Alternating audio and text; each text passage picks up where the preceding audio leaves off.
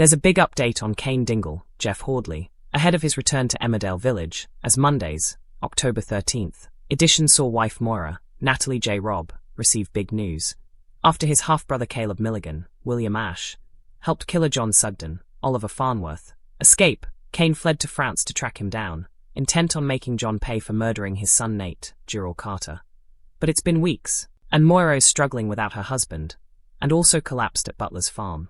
Recently, with Moira and their son Isaac, Bobby Dunsmuir, suffering with a bug, she is upset when stepson Kyle, Huey Quinn, reveals he's won a football prize, but had kept quiet about his match so as not to add to Moira's stress. Upset by this and furious that Cain is neglecting their needs, Moira leaves him a message, demanding he come home. But when Moira suddenly gets a call regarding Cain, what has she been told? You'll have to tune in now on ITVX, or tonight on ITV1 to find out, but what we can say is that Cain arrives back very soon, and he's hit the self-destruct button. Cain doesn't give anything away when quizzed about John, and is seen drinking heavily, failing to commit to honouring the anniversary of his dad's axe. Steve Hallowell, Death.so, has Cain found John? With John on the run, surely he can't get away with his crimes. And with Coronation Street featuring a scene with John on a police wanted poster, could his comeuppance happen during the ITV soap crossover early next year? John's estranged husband Aaron Dingle, Danny Miller, has reunited with his true love and John's half-brother, Robert, Ryan Hawley. But Robert is hiding a secret prison husband. As Aaron takes the next step with Robert, will he learn what's really going on? And will he get news on John? Moira Dingle stood at the kitchen sink, one hand braced against the counter, the other clutching her phone. Her reflection in the darkened window startled her. Pale, hollow-eyed, tired in a way that sleep couldn't fix. Cain was still gone.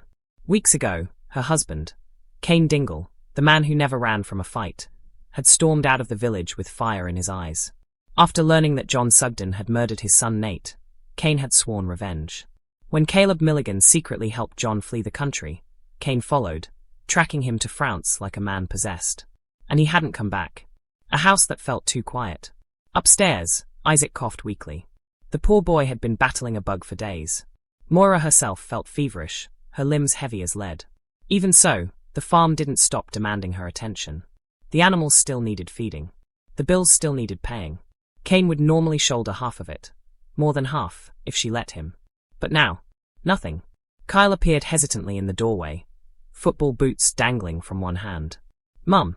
Moira turned, softening instantly. What is it, love? He shifted awkwardly. I won something. Her brow furrowed. Won what? At the match last week. Coach said I was player of the game. Got a voucher and all. Moira blinked. Kyle, that's brilliant. Why didn't you tell me? He shrugged, gaze dropping. You've got enough on. The words hit her like a slap. Enough on. Her children were walking on eggshells in their own home, because their father had vanished on a vendetta. A surge of anger flared in her chest, hot and sharp. Right, she muttered, grabbing her phone again. That's it. The message. Cain's voicemail picked up after 3 rings. She didn't bother hiding the tremor in her voice. Cain Dingle, you listen to me. The kids are ill. I'm ill. And Kyle didn't even tell me he won a football prize, because he didn't want to stress me out. That's what your absence has done. I know you're hurting. I know what Nate meant to you. But this disappearing act, it's not fair. You come home. Now. She ended the call, her hand shaking. For a moment, she felt guilty. Then she felt furious all over again. The call. It came just after noon. Moira was halfway through forcing down a cup of tea when her phone rang. An unfamiliar number flashed across the screen. Her stomach dropped. Hello. There was a pause. A crackle of distance. Mrs. Dingle? I'm calling regarding your husband. Her grip tightened. Yes. I'm afraid there's been an incident. Her world tilted. What kind of incident? Another pause. Paper rustling. Official tones. Mr. Dingle was involved in a disturbance. There was damage to property. He's not currently under arrest, but he's been advised to return to the UK. Moira closed her eyes. Damage to property. Not under arrest. Advised to return. Is he hurt? She asked quietly. No, madam. Relief flooded her, followed quickly by dread. If Cain wasn't hurt, then someone else probably was. The return. 2 days later, a black taxi rolled slowly up the lane toward Butler's farm. Moira stood at the doorway, arms folded tightly around herself. When the car stopped, the door opened. And there he was. Cain Dingle. Unshaven. Eyes bloodshot. Jaw clenched so tightly it looked painful. He moved stiffly, like a man carrying something heavier than luggage. He didn't look at her at first. He just grabbed his bag and shut the taxi door. Only then did his gaze lift. Their eyes met. There was something different in his. Not rage. Not triumph. Something darker. Moira's heart pounded. Did you find him? Cain brushed past her into the house. I'm home, aren't I? Silence speaks loudest. That evening, the farmhouse felt suffocating. Cain barely spoke. Isaac ran to hug him, but Cain's embrace was distracted, distant. Kyle hovered awkwardly until Moira nudged him forward. Tell your dad about your award. Kyle explained shyly. Cain forced a smile. That's good, lad. But it wasn't Cain. Not really. Later, when Moira cornered him in the kitchen, her patience snapped. Did you find John? He poured himself a whiskey. Drop it. Cain. I said drop it.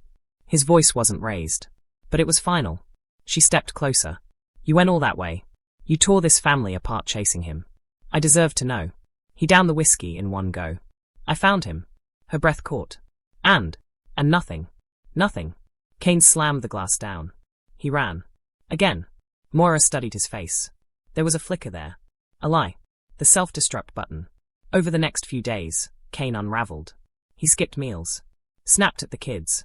Drank too much. He ignored calls about the anniversary of his father Zach's death. A date he'd once treated with solemn respect. Are you even going to the memorial? Moira asked one evening. He shrugged. What's the point? She stared at him. This wasn't just grief. This was guilt. You didn't just find him, she said quietly. Did you? His eyes flashed. But he said nothing. Across the village, whispers spread quickly in Coronation Street too, where a new police notice had appeared in the precinct. John Sugden's face printed beneath the word wanted in bold black letters. Rumours of an upcoming ITV soap crossover had fans buzzing. Could John's capture play out across both shows? Back in the Dales, Cain Dingle was facing turmoil of his own. Having reunited with Robert Sugden, the love he thought he'd lost forever, Aaron was cautiously allowing himself happiness again. But Robert was hiding something. A prison husband. And secrets have a way of exploding. The truth Cain won't say. Late one night, Moira found Cain sitting alone in the barn. The bottle beside him was nearly empty. You killed him, she whispered. His head snapped up. No, but you wanted to. Silence. I saw him, Cain said finally. Face to face. Moira's heart pounded. He looked scared. And I realized something. His voice cracked. If I killed him, I'd be no better.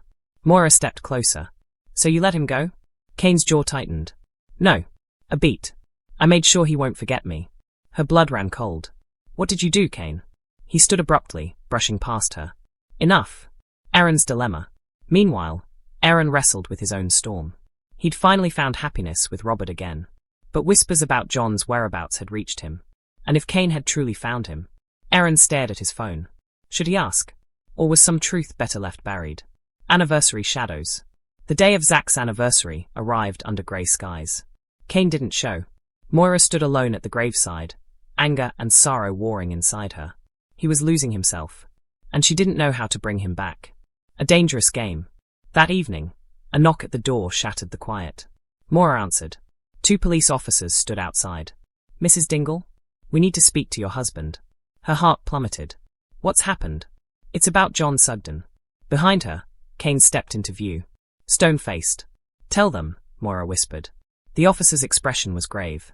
We've reason to believe Mr. Sugden may attempt to contact someone in this village. Cain's eyes flickered. Just for a second. Moira saw it. He knew something. And whatever it was, it wasn't over. The crossover looms. With Coronation Street already teasing John's looming capture, speculation mounted.